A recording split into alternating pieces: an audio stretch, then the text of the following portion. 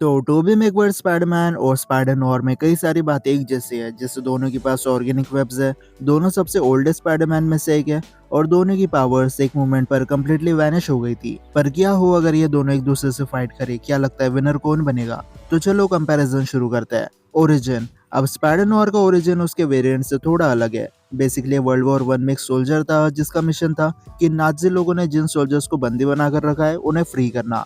लेकिन रायली को पता चलता है कि नाजी साइंटिस्ट एनिमल म्यूटेशन वाले एक्सपेरिमेंट कर रहे थे और यहाँ पर एक ह्यूमन हाइब्रिड स्पाइडर होता है जो रायली को काट लेता है। उसकी तबीयत खराब हो जाती है, लेकिन टाइम के साथ उसे कई सारे सुपर पावर्स मिल जाती है।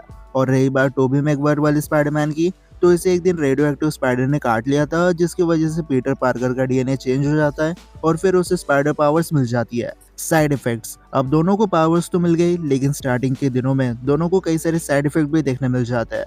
जिससे रायली को जब ह्यूमन स्पाइडर ने बाइट किया था, उसके बाद उसकी बॉडी अजीब हरकतें करना शुरू कर देती है। इनफैक्ट टाइम के साथ रायली भूल रहा था कि ह्यूमंस के चलने का और बात करने का ढंग कैसा होता है। रायली ने कई सारी मूवीज देखकर ह्यूमन के बारे में नॉलेज गेन की और फिर अपनी पावर्स पर कंट्रोल किया। ये बात अलग है, एक्सीडेंट के 15 साल बाद भी रायली की बॉडी अजीब तरह से बिहेव करना शुरू कर देती है। स्पाइडरमैन में भी साइड इफेक्ट देखने मिले, लेकिन ये रायली जितने बुरे नहीं थे। पीटर की तबीयत खराब हो जाती है, लेकिन दूसरे दिन उसकी आंखें ठीक हो जाती है, जिसकी वजह से अब चश्मा लगाने की जरूरत नहीं है। इसकी फिजिकल कंडीशन पीक लेवल पर जा चुकी थी, ये बहुत सारी चीजों को सेंस कर पाता है और ये ह्यूमंस के एक्शन को स्लो मोशन में देख पाता है। स्ट्रेंथ। अब स्पाइडर नोआर एक डिटेक्टिव है, इसलिए उसके स्किल्स भी स्टाइल टाइप है, लेकिन ये छुपकर अटैक करने में ज्यादा बेटर है। इसलिए ओवरऑल देखे तो स्पाइडर नोआर के पास एज सच कोई स्ट्रेंथ फिट नहीं है।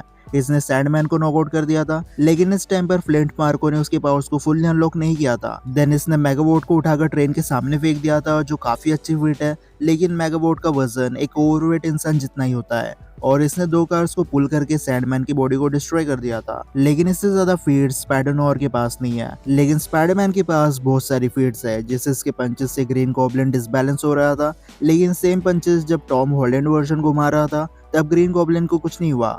फिर टॉम वर्जन बिना होल्डबैक के फाइट कर रहा था, पर टोबी वर्जन ने आसानी से उसे रोक दिया था। फिर टोबी वर्जन कई बार अपने एनिमी पर क्रैश लैंड कर जाता है। देन इसने आयरन स्ट्रक्चर को उठा लिया था और फाइनली इसने ट्रेन को अपने स्ट्रेंथ से रोक दिया था और ये सिंगल फीट स्पाइडर नोआर के हर एक फीट को सरपास कर देती है। सो ओवरऑल स्पाइडरमैन के पास बेटर स्ट्रेंथ फीट्स है। ड्यूरेबिलिटी। अब वैसे तो दोनों बुलेट प्रूफ नहीं है, लेकिन जैसे स्पाइडर नोआर टाइम के साथ ओल्ड हुआ, उसकी ड्यूरेबिलिटी ऑलमोस्ट खत्म हो गई।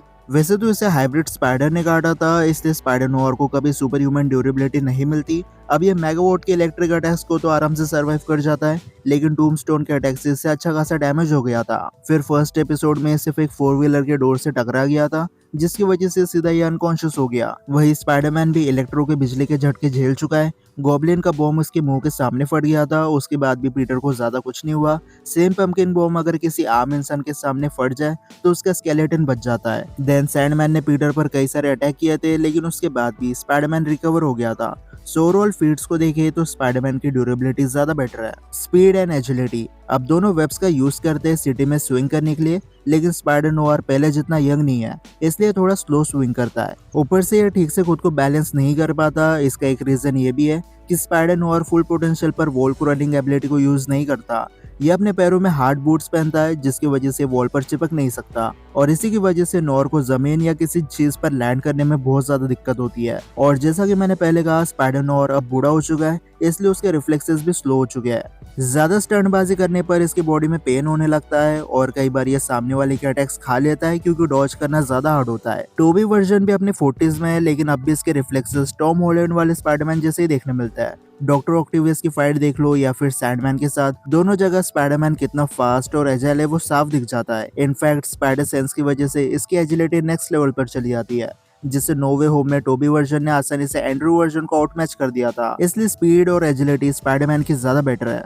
Web shooters. अब दोनों के पास ऑर्गेनिक वेबिंग है, इसलिए इन्हें किसी मशीन पर डिपेंडेंट रहने की जरूरत नहीं है। बस फर्क इतना है कि टोबी वर्जन के वेब्स व्हाइट होते हैं और स्पाइडर नोआर के वेब्स ब्लैक कलर के देखने मिलते हैं। अब काफी सारे सुपर फैंस ये सोच रहे थे कि नोआर की वेब्स ब्लैक क्यों होती है, तो इसके 2 रीजंस है। फर्स्ट, ये नोआर यूनिवर्स है जहाँ ज्यादातर चीजें ब्लैक ही देखने मिलती है, और सेकंड, रायली को ह्यूमन हाइब्रिड स्पाइडर ने बाइट किया था, जिसकी वजह से नोआर के वेब्स एक रियल स्पाइडर की तरह व्हाइट कलर के नहीं होते हैं। पर दोनों ने एक मोमेंट पर अपने वेब शूटिंग एबिलिटीज को खो दिया था और रीजन कम्प्लीटली डिफरेंट है। टोबी वर्जन टाइम के साथ मेंटली काफी ज्यादा डिप्रेस्ड और सेल्फ डाउट में चले गया था, जिसकी वजह से उसकी पावर सप्रेस हो जाती है। वो कई दिनों तक बिना पावर्स के सरवाइव करता है, लेकिन जब वो मेंटली ठीक हो जाता है उसकी पावर्स अपने आप वापस काम करना शुरू कर देती है। पर रैली का केस थोड़ा डिफरेंट है। स्पाइडर नोयर अब काफी ज्यादा ओल्ड हो चुका है, इसलिए उसकी बॉडी उतनी स्पीड से वेब फ्लूइड जनरेट नहीं करती जितना उसके यंग डेज में बना करते थे।